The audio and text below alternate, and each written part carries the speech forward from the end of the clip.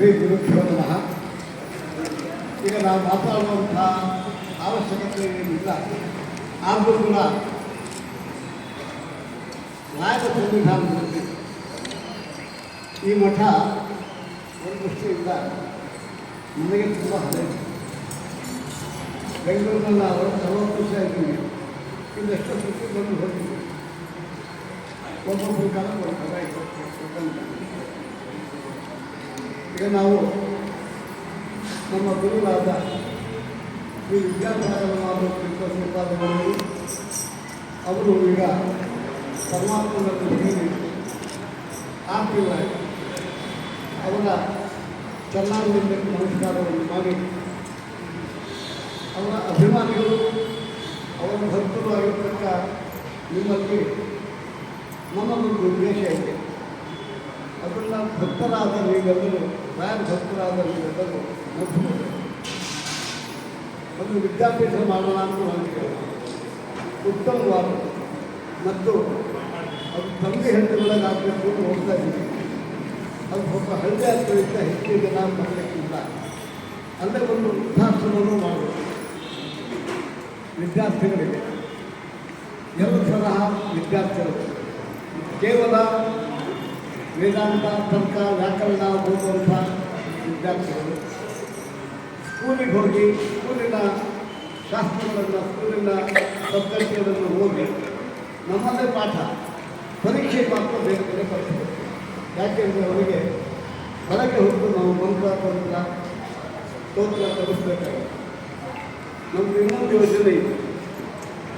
ಅದಕ್ಕೆ ಅವರು ಅನೇಕರು ಅನುಕೂಲ ಮಾಡಿದ್ದಾರೆ.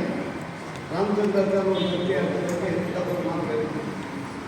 ಸಣ್ಣದೊಂದು ಸುದರ್ಶನ, ಒಂದು ಇಷ್ಟೇ ಶಂಕ, ಒಂದು ಪ್ರಾಣಕೂಟ, ಇದನ್ನು ಹಾಕ್ತಕ್ಕಂಥ ಒಂದು ಸಂಪುಟ. ಅದನ್ನು ನಾವು ತಗೊಂಡು ಒಂದು 200-400 ಬೆಲೆಗೆ ತಗೊಂಡು ಅದನ್ನು ಮಕ್ಕಳು ಯಾರಿಗೆ ಕೊಡಬೇಕು, ಯಾರಿಗೆ ಕೊಟ್ಟರೆ ಅಡುಗೆ ಅವರಿಗೆ ಕೊಡಬೇಕು. ಯಾಕೆಂದರೆ ನಮಗೆ ಅಡುಗೆಯವರು ಅಂದರೆ ಅವ್ರು ಬೇಕಾಗುತ್ತೆ. ಅವರೇ ಶಿಕ್ಷಕರು ಕೆಲಸ ಮಾಡಬೇಕು. ಅವರಿಗೆ ಮೊದಲೇ ದೇವ್ರ ಪೂಜಾ ಪುಸ್ತಕ ಅಂತಿದೆ. ಅದನ್ನು ನಾವು ಫಲ ಮಾಡಿದ್ವಿ. ಒಂದು 3 ನಿಮಿಷಕ್ಕೆ ದೇವರು, ಇನ್ನೊಂದು 10 ನಿಮಿಷಕ್ಕೆ ಪೂಜೆ, ಇನ್ನೊಂದು 15 ನಿಮಿಷಕ್ಕೆ ಪೂಜೆ, ಇನ್ನೊಂದು ಅರ್ಧ ಗಂಟೆ, ಇನ್ನೊಂದು 1 ಗಂಟೆ. 1 ಗಂಟೆ ಪೂಜೆ ಮಾಡುವುದು ಸಂಕ್ಷಿಪ್ತ ದೇವ ಪೂಜಾ ಪದ್ಧತಿಯನ್ನು ಪುಸ್ತಕ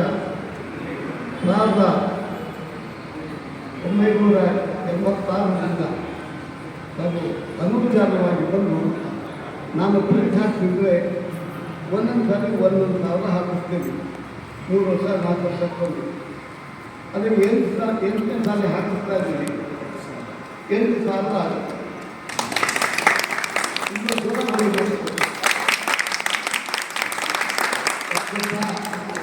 8,000 ಆಗುತ್ತೆ. 8 ಸಲ ಹಾಕೋದಕ್ಕೆ ಖರ್ಚ ಇರೋದು 2 ಲಕ್ಷ. ಯಾಕೆಂದರೆ ಅಮೇರಿಕಾದವರೆಲ್ಲ ತೊಗೊಂಡೋಗಿ ಆ ಪುಸ್ತಕ ತುಂಬ ಚೆನ್ನಾಗಿದೆ ಅಂತ ಲಕ್ಷಗಟ್ಟಲೆ ಪ್ರಿಂಟ್ ಮಾಡಿ ಎಲ್ಲ ದೇಶದ ಮಾತನ್ನು ಕಲಿಸ್ಬಿಟ್ಟಿದ್ದಾರೆ.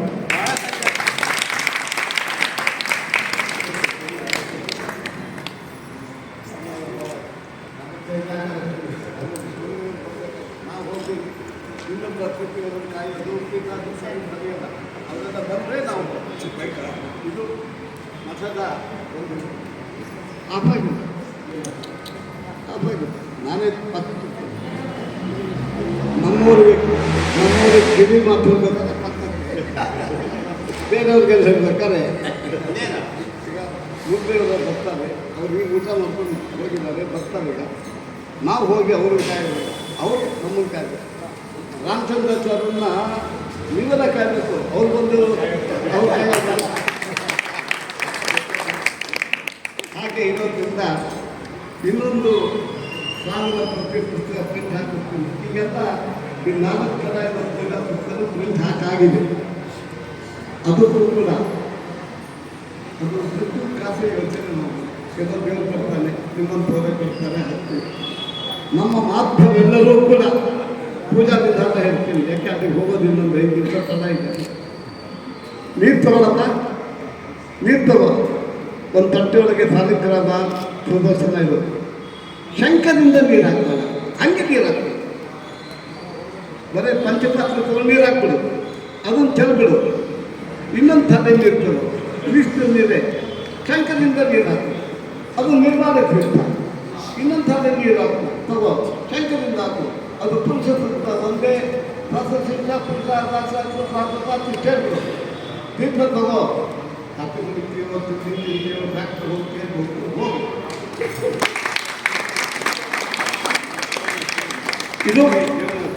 ಇದು ಹೀಗೆ. ಇನ್ನೊಂದು ಸ್ವಲ್ಪ ಒಂದು ಬೆಳಗ್ಗೆ ಮಾತ್ರ ಹೆಚ್ಚು, ಗಂಟೆ ಹಾಕೋದು, ದೀಪ ಹಚ್ಚೋದು, ಅದೊಂದು ಬೆಲೆ ಹೆಚ್ಚು. ಇದು ಮದುವೆಯವ್ರಿಗೆ ಏನಾಗುತ್ತೆ ಅಂದರೆ, ಮದುವೆಗೆ ಹೋಗ್ತಾರೆ ಬರ್ತಾರೆ, ನಮಗೆ ಅಡುಗೆ ಮಾಡಿ ಬರಬೇಕಪ್ಪ ಅಂದರೆ ಅವರೇ ಬರ್ತಾರೆ. ಅವರನ್ನು ಒಂದು ಸರ್ತಿ ನೋಡಿರ್ತೀವಿ, ಅವ್ರು ಹೆಂಗೋ ಇರ್ತಾರೆ, ಅವ್ರಿಗೆ ಊಟ ಮಾಡೋದು ಹೇಗೆ ಬಿಟ್ಟರೆ ಗತಿಯಿಂದ ತಗೊಂಡ್ರೆ ಮನಸ್ಸು. ಅದಕ್ಕೆ ಅವರನ್ನು ಮೊದಲು ಶುದ್ಧ ಮಾಡಬೇಕು. ಹೀಗೆ ಬೆಂಗಳೂರಿನಾಗ ನಾನಿದ್ದು 60 ವರ್ಷ ಆಯಿತು. ನಾನು ಬೆಂಗಳೂರಿನಾಗಿದ್ದು ಈಗ 4-5 ವರ್ಷದಿಂದ ತಂದೆಯಲ್ಲಿ ಹೋಗಿದ್ದೀನಿ ಆಶ್ರಮ ಆದ್ಮೇಲೆ. ಹಾಗೆ ಇಡೀ ಬೆಂಗಳೂರಿನಾಗೆ 25,000 ಜನ ದೇವ್ರ ಪೂಜೆ ಮಾಡ್ತಾ ಇದ್ದಾರೆ ನಮ್ಮಿಂದ. ರೋಡ್ ಒಳಗೆ ಲೆಕ್ಕ ಹಾಕೊಂಡ್ರೆ 2 ಲಕ್ಷ ಜನ ಪೂಜೆ ಮಾಡ್ತಿದ್ದಾರೆ ಮಾತು. ಅದಕ್ಕೆ ಮಾತರಿಗೆ ಮೊದಲು ಸಂಧ್ಯಾ ವಂದನೆ, ಒಂದು ದೇವ್ರ ಪೂಜೆ ಹೇಳಿದ್ದಲ್ಲ. ನೀರು ಹಾಕುತ್ತೇವೆ, ನೀರು ಹಾಕುತ್ತೇವೆ, ಇನ್ನೊಂದು ನೀರು ಹಾಕುತ್ತದೆ, ಬೆಲ್ಲನೂ ಸಕ್ಕರೆನೂ ಇರುತ್ತೆ. ಆದರೆ ನೈವೇದ್ಯಕ್ಕೆ ಬೆಲ್ಲ ಸಕ್ಕರೆ ಇರುತ್ತೆ, ಅದನ್ನು ಇಟ್ಕೊಳಪ್ಪ. ಕಾಫಿ ಗಿಫಿ ಇರ್ತಾರೆ, ಕಾಫಿ ಇದ್ದಂಗೆ ಬೆಲ್ಲ ಸಕ್ಕರೆ ನೈವೇದ್ಯ ಮಾಡಿ ಯಾಕೆ ನೀವು ಎದ್ದು ಹೋಗ್ತೀವಿ, ಪರವಾಗಿಲ್ಲ. ಮದುವೆ ಮನೆಗೆ ಹೋಗ್ತೀಯ, ಅಲ್ಲಿ ಗೀಜರ್ ನೀರು ಅದು ಇದು ಎಲ್ಲ ಇದೆ, ಸ್ನಾನ ಮಾಡು. ಟ್ರೌಸರ್ ಹಾಕೊಂಡು ಸ್ನಾನ ಮಾಡ್ತೀಯ, ಮಾಡು. ದೇವ್ರಿಗೆ ಸಾಲಕ್ರಮಕ್ಕೆ ನೀರು ಹಾಕು ಸಾಕು. ಪಾಪ ಬರುತ್ತೆ, ನಾ ತಗೊಳ್ತೀನಿ, ನೀನು ಪಾಪ ನಾ ತಗೊಳ್ತೀನಿ, ಯಾಕೆ ಕೆಲಸ ಮಾಡಿ. ಆಗ ನಿಮಗೆ ಬುದ್ಧಿ ಹುಟ್ಟುತ್ತೆ. ಪ್ಯಾಂಟ್ ಹಾಕೋಬಾರ್ದು, ಟ್ರೌಸರ್ ಹಾಕ್ಕೊಂಡು ಪೂಜೆ ಮಾಡಬಾರ್ದು, ಸ್ನಾನ ಮಾಡಬಾರ್ದು. ನಮ್ಮ ಮಾಸ್ಟರ್ಗಳೆಲ್ಲರೂ ಕೂಡ ನೀವು ಮನವೊಳಗೆ ಗೆದ್ದೆ ಅದು ಬರ್ತಾರೆ, ಅದು ಬರ್ತಾರೆ. ಆದ್ದರಿಂದ ನೀವೆಲ್ಲ ನಮಗೆ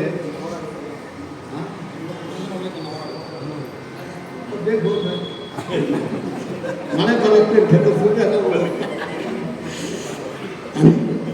ನೋಡಿ. ನಾನು ನಿಮಗೆ ಹೇಳೋಣ ಮಾಡುತ್ತೆ, ಅದೊಂದು ಸಪ್ರೇಟಾಗಿ ಹೇಳ್ತೀನಿ, ಎಲ್ಲ ಜೊತೆಗೆ ಹೇಳ್ಬಾರ್ದು. ಈ ನವಂಬರ್ ಮಾಸ, ಸೆಪ್ಟೆಂಬರ್ ಮಾಸದಾಗೆ ಯಾವುದೇ ಮೆರವಣಿಗೆ ಕಾರ್ಯಕ್ರಮ ಹೆಚ್ಚು ವೆದರ್ ಹೆಂಗಿರುತ್ತೆ, ಜೋರ ಮಳೆ ಬಂದಾಗ ಯಾಕೆ ಗತಾ ಮೇಘ ವೇದಿಕೆ ಅಂತ ಉತ್ತಮ ಭಾಷೆ ಆದ ತಕ್ಷಣ ಕಾರ್ಯಕ್ರಮದಲ್ಲಿ ಮಳೆ ಬರೋದು ಬೇಕಾದ್ರೆ.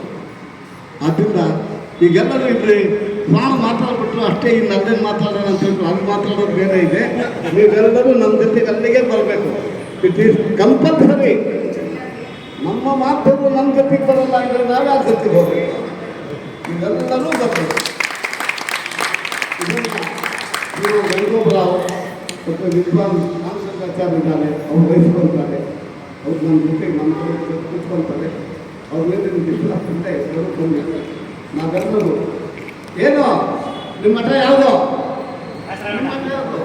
ನಿಮ್ಮ ಮಠ ಯಾವುದು?